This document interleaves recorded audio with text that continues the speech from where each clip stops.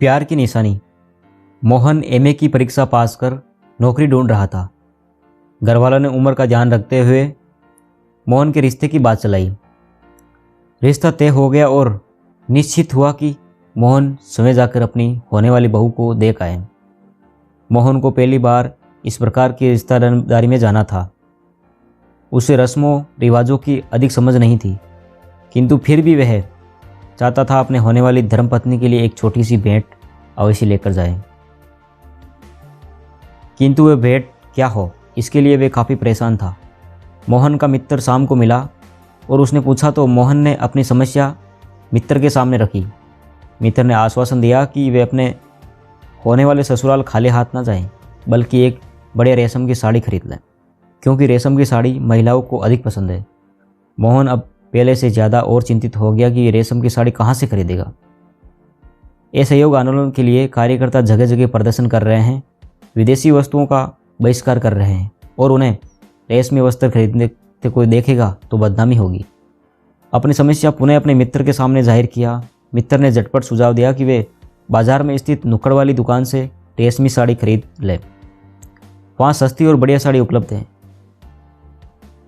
किंतु वहाँ कार्यकर्ताओं का आंदोलन भी चल रहा है, इसलिए वे उस दुकान के पीछे रास्ते से जाए जिसके कारण उसे कोई पहचान न सके। वे साड़ी की दुकान पर कई चक्कर लगा चुका है, किंतु कोई न कोई व्यक्ति उसे जानकार दिखाई दे जाता है। सामने के दरवाजे पर कार्यकर्ता का आंदोलन भी अस्थायी रूप से चलता रहा। सुबह से शाम हो गई, किंतु दुकान के भीतर जाने का कोई उचित समय ना मिला। कुछ समय बाद हल्का अंधेरा होने लगा। धीरे धीरे आंदोलन करने वाले कार्यकर्ता इधर उधर हो गए। मोहन पीछे के रास्ते मौका पाकर दुकान में दाखिल हुआ और झटपट एक रेशमी साड़ी खरीद कर वहाँ से निकल गए। वे इतनी हड़बड़ी में था कि उसे कोई पहचान न ले, कोई जानकार ना मिल जाए, वरना जग हंसाई होगी। इस डर से वे तेज कदमों से बढ़ता जा रहा था। दुकान से जैसे ही कुछ दूरी पर पहुंचा तो वे एक बुढ़ी अम्मा से टकरा जाता है। बुढ़ी अम्मा जमीन पर गिर जाती है। इस स्थिति में मोहन नहीं जा सकता था। उसने अम्मा को सहारा देकर खड़ा किया। अम्मा खड़ा होते ही दो चार डांट लगाती हैं। इस दौरान मोहन के हाथ से थैला नीचे जमीन पर गिर जाता है और साड़ी बाहर निकल जाती है। मोहन घबराते हुए साड़ी समेटता है। ज्यों त्यों खड़ा होता है कि कुछ समय सेवक देख लेते हैं। समय सेवक निकट आकर मोहन को रोककर अपने आंदोलन के उद्देश्य को बताते हैं और विदेशी सामान का बहिष्कार करने के लिए कहते हैं।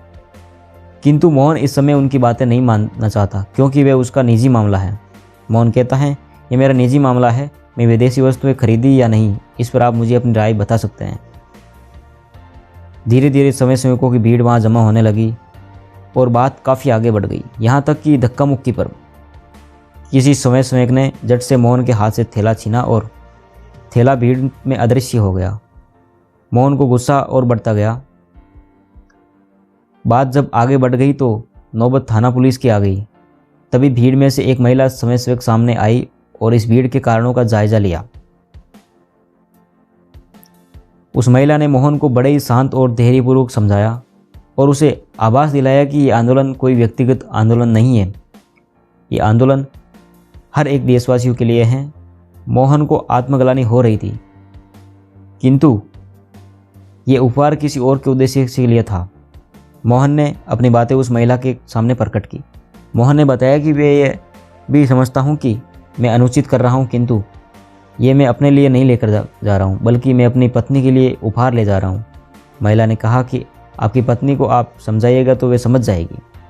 महिला ने उसकी पत्नी का नाम पूछा तो मोहन ने बताया, मेरी शादी नहीं हुई अभी, किंतु तय करने के लिए मैं पहली बार जा रहा हूँ। मेरी होने वाली पत्नी का नाम मृणाली है। उस महिला ने पुनः पूछा, किस गांव में मृणाली रहती है? मोहन, रायगढ़ में। महिला के मुख पर एक लज्जा का भाव आ गया। उसने अपना घूंघट सिर पर लिया और कहा कि आपकी होने वाली पत्नी इस विदेशी वस्तुओं का बहिष्कार करती है। अब आप निश्चित रूप से विदेशी वस्तुओं का बहिष्कार कर सकते हैं। मोहन को संकोच हुआ। उसने एक समय सेवक से महिला का परिचय पूछा तो उस समय सेवक ने उस महिला का परिचय रायगढ़ की मृणाली के रूप में करवाया। मोहन लज्जा और शर्म के मारे मृणाली से आंख नहीं मिला पाया। उसे संकोच हो रहा था कि मृणाली के बारे में कैसे विचार रखेगी। वे महिला होकर इस प्रकार के आंदोलन में अग्रणी भूमिका निभा रही है और मैं पुरुष होकर देश अहित के लिए कार्य कर रहा हूँ। मोहन को आत्मग्लानि हुई और उसने एक कार्यकर्ता की भांति इस सहयोग आंदोलन में भाग लिया। कई दिनों तक विदेशी वस्तुओं के बहिष्कार के लिए अनशन किया। अनशन तुड़वाते समाप्त करवाते अंग्रेजों के कारिंदे पुलिस आती और हिरासत में सभी अनशनकारी को लेती। सभी स्वयंसेवक भारत माता की जय का नारा लगाते हुए अपनी गिरफ्तारी देते हैं। तभी भीड़ से मृणाली प्रकट होती है। उसके हाथ में पुष्पों की माला थी। मृणाली माला मोहन के गले में डालकर उसके आने की प्रतीक्षा के लिए वचन देती है। यही दोनों की प्रेम की निशानी थी। दोस्तों, कैसी लगी स्टोरी? अच्छी लगी तो हमारे चैनल को जरूर सब्सक्राइब करें।